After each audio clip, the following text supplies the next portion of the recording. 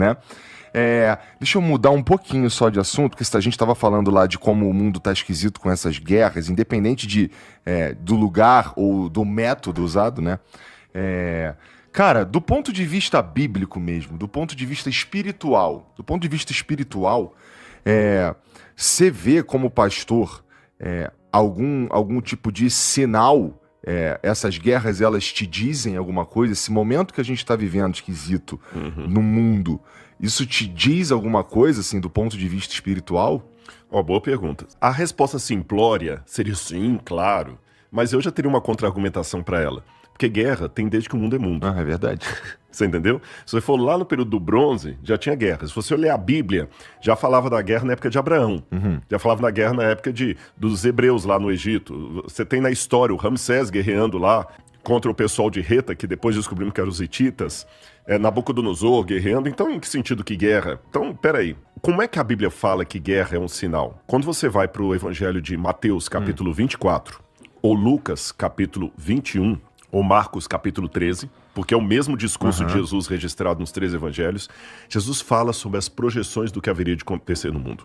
E ele diz assim, abro aspas, certamente ouvireis falar de guerras e rumores de guerras. Não vos assusteis, porque é necessário que isso aconteça, mas ainda não é o fim. Então olha que interessante, Jesus falou que as guerras viriam, mas que o fim não estava atrelado a isso. Entendi. Então peraí, vai Não dá pra gente pelo menos dormir tranquilo. Vai na contramão da piedade popular, que fala, tá tendo guerra, então o mundo tá acabando. Porque tá tendo guerra, o mundo tá acabando. Jesus falou que ia ter guerra, tá. Então, ele falou, calma, não é o fim, mas fiquem atentos que até lá vai vir guerra. E quando você vê o cenário do Apocalipse, o último instante, realmente, nem será um mundo de guerra. Será um mundo pacificado pelo anticristo. Que ele vai conseguir arregimentar o mundo de modo que, de acordo com o Apocalipse 3, não vai poder comprar nem vender, senão quem tem a marca da besta, e toda a terra se maravilhou seguindo a besta e dizendo, quem é semelhante a ela, então o mundo vai estar unificado. Bom, então com relação a isso, volto para a sua pergunta. E essas guerras, o que elas me dizem? O que elas dizem de sinal? Tem um detalhe nessas guerras que elas me colocam como observação diferente de todas as guerras que o mundo teve. Inclusive as chamadas Primeira e Segunda Guerra Mundial. Essas guerras que estão se desenhando agora correm o risco de escalar para uma realidade literalmente mundial. Sim. Antes isso não havia. Não. A gente fala história universal, mas não era história universal, é história da Europa. Você fala Idade Média, não teve Idade Média na China, nem no Paquistão teve Idade Média. Até a maneira que a gente divide a história e chama de história universal, não é história universal. Você chama de Primeira Guerra Mundial e Segunda Guerra Mundial, mas não é. O México não participou. A Argentina não participou. Como é que é Guerra Mundial? Tem um monte de país que não participou, foi uma minoria, e foram guerras europeias. Nós tivemos uma visão muito eurocêntrica do mundo. O que acontece na Europa é como se fosse o mundo inteiro, e não é verdade. Mas o Apocalipse diz que os últimos capítulos da história desse mundo se desenvolvem de maneira literalmente universal. Eu falei da marca da besta, que será universal, e de situações que entrarão em colapso mundial. E o anticristo tem que vir para impedir uma guerra literalmente mundial que iria destruir o planeta. Por isso que ele vai sair como o salvador da pátria. O Messias, você está entendendo? Então, nesse aspecto, chama minha atenção que hoje, pela primeira vez na história da humanidade, nós estamos desenhando um cenário que é de proporções literalmente mundiais. E o Covid desenhou isso. Porque no Covid estava o palestino usando máscara, o israelense usando máscara, o cara que votou no Bolsonaro estava de máscara, o que votou no Lula estava de máscara, o cara que é ateu estava de máscara, o cara que era crente estava de máscara, o católico estava de máscara, o pai de santo estava de máscara, todo mundo. O Covid mostrou que agora as proporções de crises são mundiais. Então hoje realmente eu tenho um detalhe que me põe para pensar, olha, isso aqui é inédito, vamos ficar esperto. Eu entendo, e está escrito na Bíblia desde sempre essa ideia, na verdade esse relato, não é um relato, essa revelação que haverá paz. E chama a minha atenção, eu acho interessante que o anticristo, que a princípio, que é o cara, tá aí no nome, o cara é contra Cristo, contra Jesus Cristo, ele é, a princípio, seria alinhado com o diabo. Sim, né? sim. E o papel dele, no fim, é pacificar tudo. Né? Isso é muito interessante. Isso do ponto de vista espiritual, é feito para enganar o crente, Exatamente. cara. E outra coisa, a gente tem pelo menos uma grande figura que tá falando em paz o tempo inteiro, que é o próprio Trump, né? Ele fala, ele sempre quis ganhar o Nobel da Paz. Então a gente está vivendo um momento que é para pelo menos quem acredita na Bíblia e nas revelações vê uma possibilidade, né? Olha para isso e fica, o que está acontecendo aqui, cara? Mas esse momento do que está acontecendo aqui, eu também imagino que a gente já passou por ele algumas vezes. Né? Eu tô tentando lembrar aquele, acho que era o Caruso, se eu não me engano era o Caruso, o cartunista, que fazia o Zé Apocalipse. Depois pode dar uma checada. A galera, nas redes sociais, ó, no chat aí, pessoal, se vocês lembrarem quem é o Zé Apocalipse. Era um personagem do jornal Globo, sempre tinha as tirinhas do Zé Apocalipse. Eu tô tentando lembrar quem foi que descobre pra nós aí, Vitão.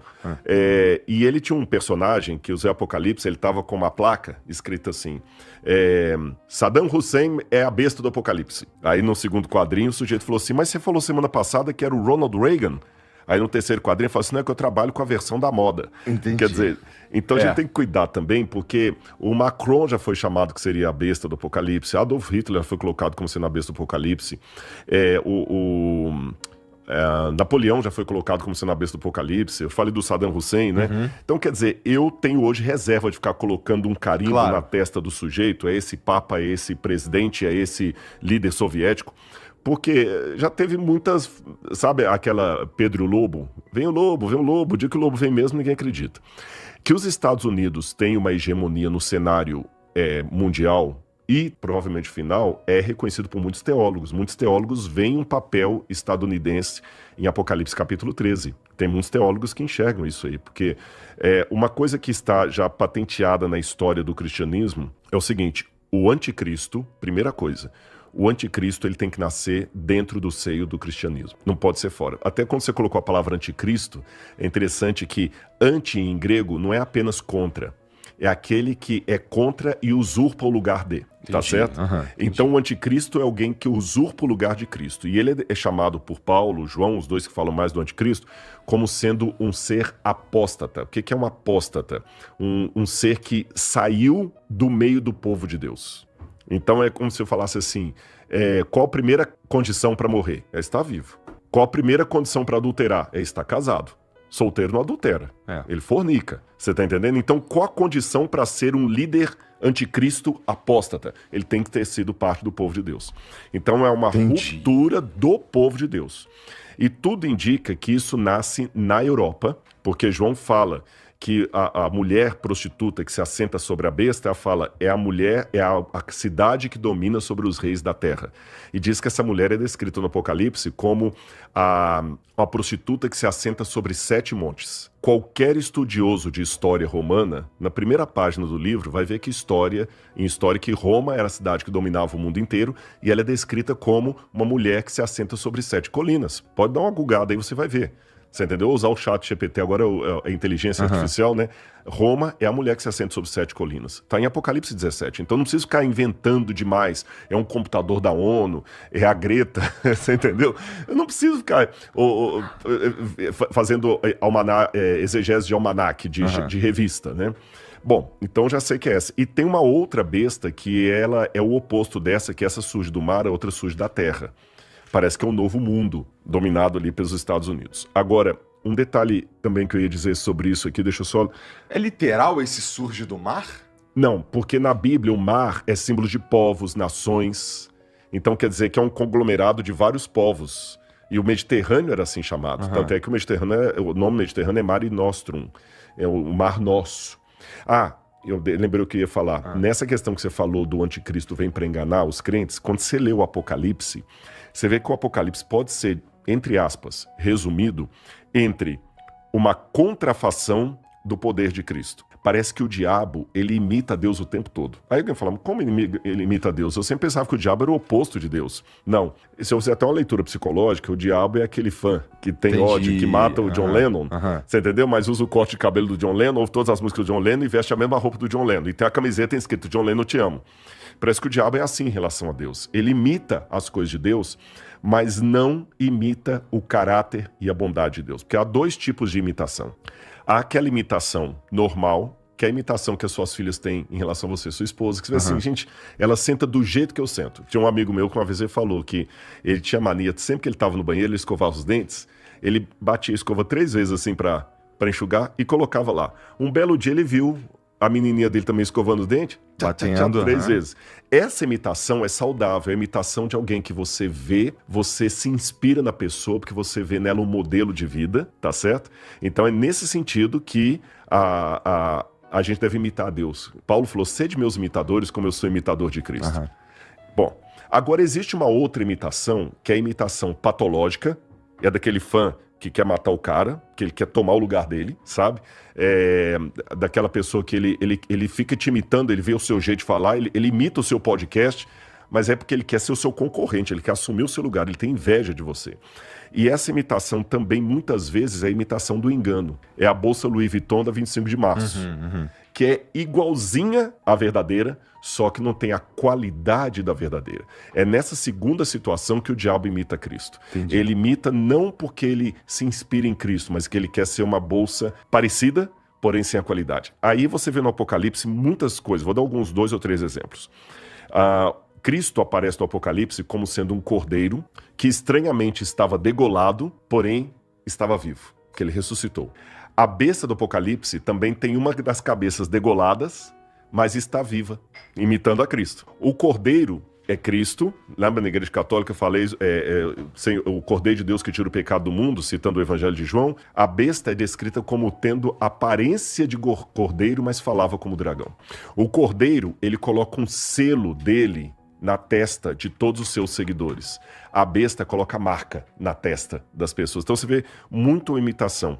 Então o anticristo é alguém que vai parecer o Cristo, ele vai falar como Cristo, ele vai ensinar como Cristo e vai ser um ser que vai levantar de dentro do cristianismo e vai enganar aqueles que forem enganados. Então, no final das contas, o discernimento vai ser espiritual.